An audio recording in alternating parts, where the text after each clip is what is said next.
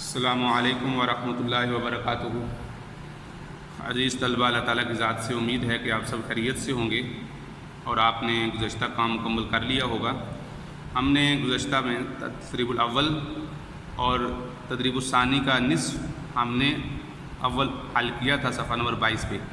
آج ہم اسی کا بقیہ نصف جو رہ گیا تھا کل جو ہم نے کام چھوڑ دیا تھا اس کو مکمل کریں گے۔ تو مجھے امید ہے کہ ساتھ ساتھ آپ جو اس کے متعلق ہم سبق پڑھ رہے ہیں وہ بھی آپ سن رہے ہوں گے، سمجھ رہے ہوں گے۔ تو نیاز سبق شروع کرنے سے پہلے دعا پڑھ لیں۔ رب یسر ولا تعسر وتمم بالخیر وبک نستعین یا فتاح یا فتاح یا فتاح۔ جی کتابیں کھول لیجئے۔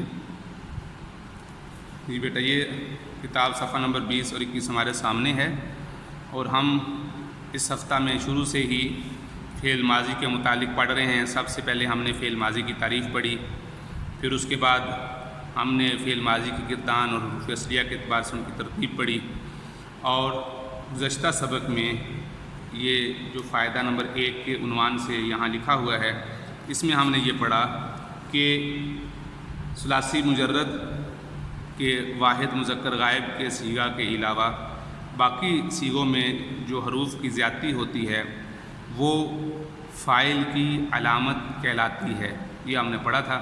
اور پھر اس کو آخر تک یہ نصرنا تک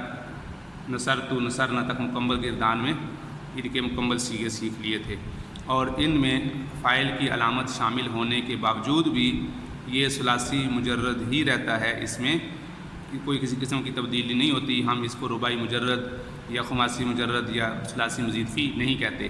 ہم نے ثلاثی مجرد یا رباعی مجرد کا جو فیصلہ کرنا ہوتا ہے، یہ دیکھنا ہوتا ہے کہ کون سا صیغہ ہے، تو اس کے لیے ہم ماضی کا واحد مذکر غائب کا صیغہ ہی دیکھتے ہیں۔ جی اب ہم دیکھتے ہیں فائدہ نمبر 2 میں، اب آپ اس کے متعلق مزید آج پڑھیں گے۔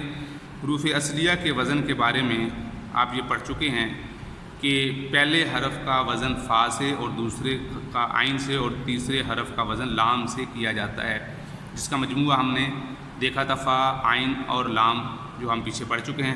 البتہ حروف زائدہ وزن میں بعین ہی برقرار رہتے ہیں، جیسے نصرا۔ تو اب یہاں دیکھیے، جب ہم اس کا وزن کرتے ہیں تو نون صاد را کا وزن تو فا عین لام سے کیا جاتا ہے، البتہ جو الف جو رہے گا وہ بعین ہی برقرار رہے گا، اور اس صیغے کا وزن بنے گا فعلا سے کیا جائے گا۔ اب یہاں دیکھیں نصرا فعلا، تو نون جو پہلا حرف ہے اس کے مقابلے میں یہاں فا لے آئے، وہاں جو صاد پہلا حرف ہے اس کے مقابلے میں یہاں عین لے آئے، یہاں جو را پہلا حرف ہے اس کے مقابلے میں ہم یہاں لام لے آئے، فا عین اور لام۔ اسی طرح نصرو اگر ہو تو اس کا وزن بنے گا فعالو، آخر میں جو واو اور الف ہے وہ اسی طرح قائم رہے گی۔ تو بطور مثال ہم کچھ صیغے اور ان کے اوزان ذکر کرتے ہیں، اور کچھ جگہ آپ کے لیے خالی چھوڑتے ہیں کہ آپ ان کو مکمل کریں۔ اب یہ دیکھیے گا کہ نصرا فعلا، فا عین لام، اس کے بھی 3 حرف، اس کے بھی 3 حرف۔ تو یہ ہم نے گزشتہ اسباق میں پڑھا تھا کہ جو 3 حرف کے علاوہ جو حروف ہوں گے وہ فاعل کی علامتیں ہوں گی، تو جو فاعل کی علامت ہوگی وہ تو اسی طرح رہے گی، اس میں کسی قسم کی تبدیلی نہیں ہوگی، خواہ وزن ہو یا اصلی حرف ہو۔ جیسے نصرا، تو یہ جو آخر میں الف کا اضافہ ہوا ہے یہ اس بات کی علامت ہے کہ فاعل 2 ہیں۔ فعل کیا تھا؟ مدد کرنا، اور فاعل 2 ہوئے، کیا مطلب؟ مدد کرنے والے 2۔ مدد کرنے والے کتنے ہیں؟ 2 ہیں۔ نصرو، تو اس کا کیا مطلب ہے؟ مدد کرنے والے 2 سے زیادہ ہیں۔ نصرت، مدد کرنے والی ایک عورت ہے اور وہ یہاں اس وقت موجود نہیں ہے۔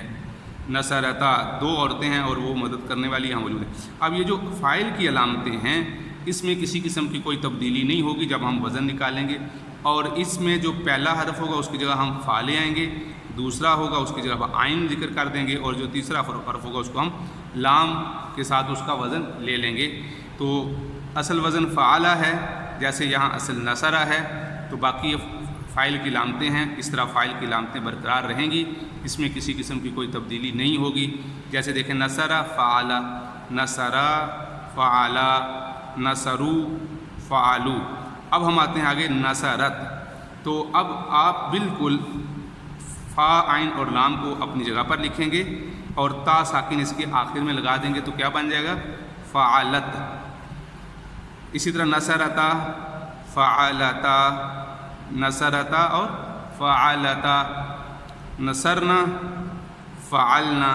اب دیکھیے یہ 3 حرف ہیں وہ اسی طرح ہیں، اور حرکات سکنات بھی بالکل اسی طرح رکھنے ہیں. نصرتا، فعلتا، نصرتما، فعلتما، نصرتم. جی بتائیے کیا بنے گا؟ فعلتم. نصرتی، فعلتی، نصرتما، فعلتما. تثنیہ کے صیغے ایک ہی طرح کے ہیں. نصرتن، اس میں بھی آخر میں جو اضافہ ہوا یہ آپ دیکھ رہے ہیں تن، تو فعلتن. نصرتو، آخر میں تا کا اضافہ ہوا اس کے پیش ہے تو فعلتو. نصرنا اور فعلنا. تو اسی طرح یہ آپ نے بقیہ یہاں پر اس کو مکمل کرنا ہے. اس کو وزن کہتے ہیں اور اس کو موزون کہتے ہیں. موزون اس چیز کو کہتے ہیں جو وزن کے مقابلے میں دوسری طرف رکھی جاتی ہے. جیسے ترازو میں ایک طرف تو لوہے کے باٹ رکھے جاتے ہیں اور دوسری طرف ان چیزوں کو رکھا جاتا ہے جن کو بیچنا مقصود ہوتا ہے.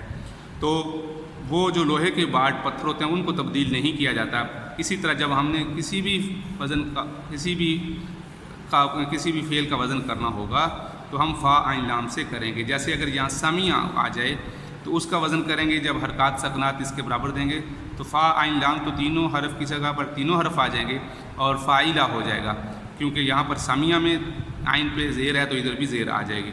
تو یہ آپ نے بیٹا مکمل کرنے ہیں. فعلت، فعلتا، فعلنا، فعلتا، فعلتما، فعلتم، فعلتی، فعلتما، فعلتن، فعلتو، فعلنا.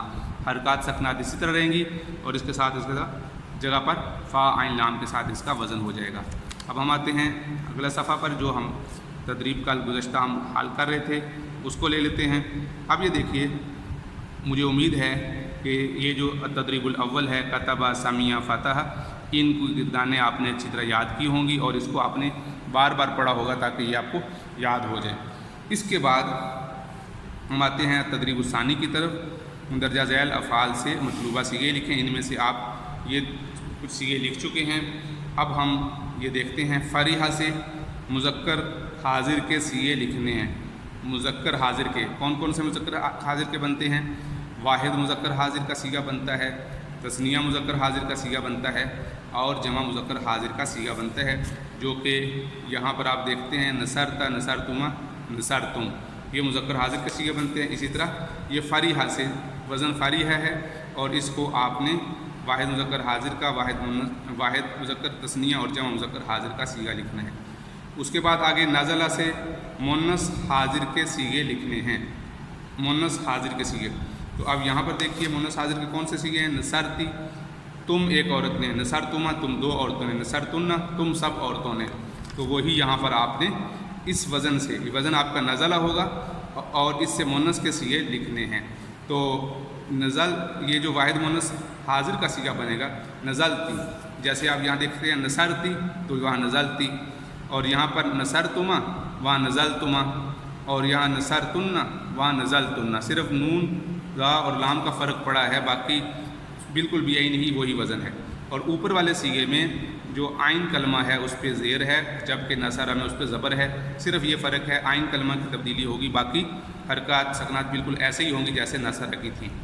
اس کے بعد ہم تیسرے قرومہ کے صیغے پہ آ جاتے ہیں. قرومہ سے متکلم کے صیغے لکھنے ہیں.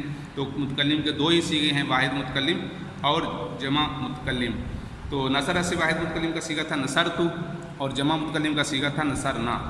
تو قرومہ سے واحد متکلم کا کیا صیغہ بنے گا؟ اس میں عین کلمہ مضموم ہے، جبکہ یہاں پر عین کلمہ نصرہ میں مفتوح تھا. تو یہاں پر نصرتو تھا تو وہاں، تو یہاں دیکھیے کیا بنے گا.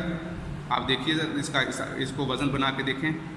جی کیا بنے گا اس کا صیغہ بتا دیجیے. جی بالکل درست آپ نے بتایا، کرمتو اور کرمنا، کرمتو اور کرمنا.